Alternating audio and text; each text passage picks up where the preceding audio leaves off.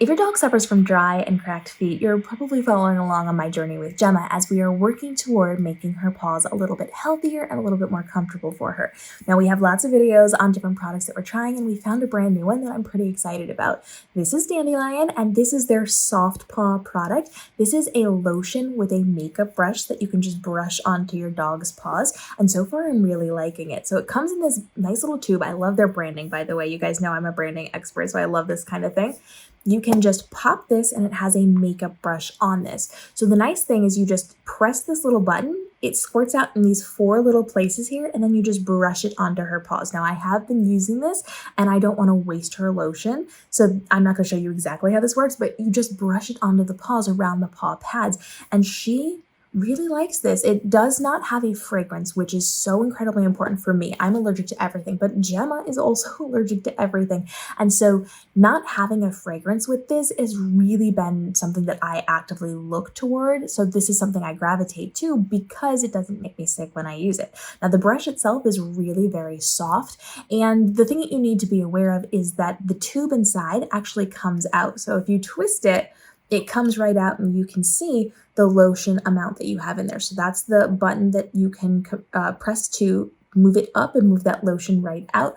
I usually use 1 pump per paw to make sure I'm covering all of her paw pads. And then I do this, it says you can use this, I think, twice a day, but I use it as needed. So I kind of rotate between products with her so that it's not always the same thing. It's not always the same thing building up, and I don't go through it too terribly fast.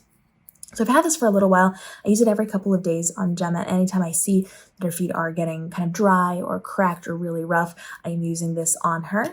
And you just pop that right back in there, twist it right on. And they now actually make refills for this. So you can buy this at the normal price with the tube. You can also just buy the refills with a little bit less of a cost. So I think it's like a $2 difference, which I will now be investing into the refills. I bought 2 of these originally because they do them in runs. They do them in batches. And so if you catch it, you got to get it because it'll take a hot second for them to redo it so that they have more products available to us.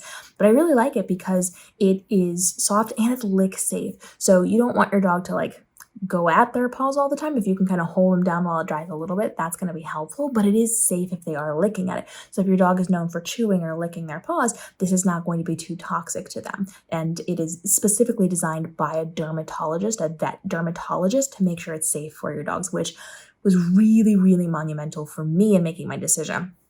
So between the fact that it is easy brush on, which let me tell you, using some of those sticks, very difficult to get it on and to make sure it's not goopy and like comes off in sections, this is fantastic because it's literally a lotion. So it's not a stick that you're rubbing onto your dog. It is a lotion you just brush on like it's makeup. You know how some moms of toddlers will use like a makeup sponge or a brush to brush on sunscreen for their kids? It is just like that. So it's very easy and it's very clean. So you can see I've used this. I used this last night on Gemma and it's not dirty at all. And it's not greasy. So it's not going to leave a bunch of paw prints all over your house. It's not going to stain things.